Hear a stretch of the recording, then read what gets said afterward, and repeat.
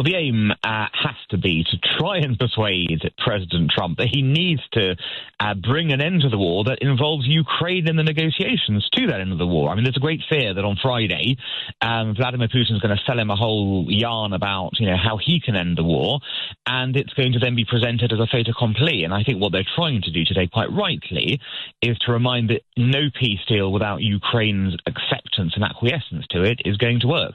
Essentially all getting on the same page so that they can tell Donald Trump the same thing so that he can go into the meeting on Friday well briefed. It almost sounds like a bit of a briefing, really.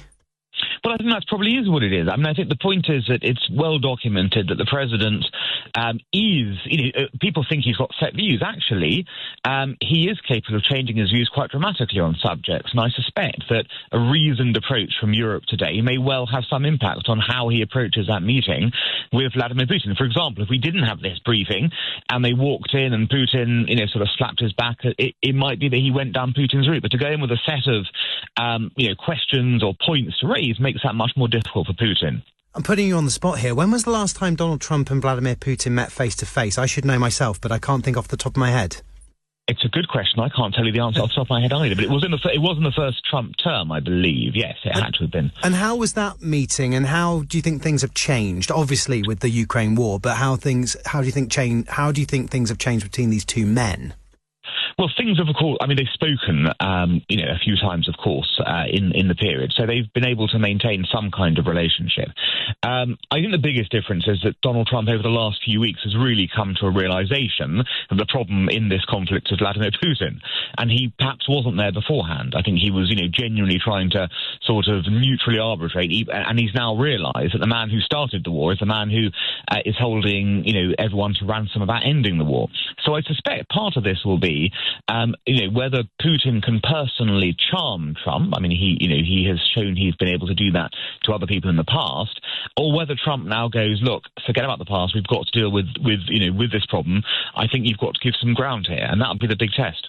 What about Donald Trump's preparedness for the summit? Do you think that he will go into this meeting a little bit differently than Putin? Will have enough of the information that they really need to handle Putin? It's almost going into a bit of a chess match with him. Well, it will be that. And, we've seen other examples when President Trump has gone into rooms like this with people like Kim Jong-un, and it turned out very badly for Kim Jong-un. There wasn't a deal to be done at the end.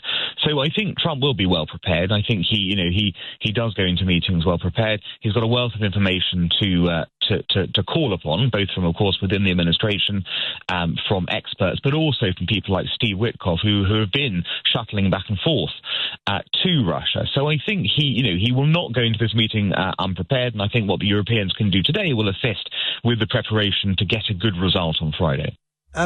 You mentioned Steve there, Steve Witkoff, the former real estate developer. He's a bit of a newbie on the diplomacy scene. How's he been doing so far? Well, he's sort of been charted with kind of ending all sorts of conflicts, hasn't he? Middle East, Iran, Russia. I think the jury remains out. It's far too early to tell on how he is doing full stop. But clearly, he's been able to gain access, and he's been able to impart information back and forth and act in that shuttle role which he was asked to do.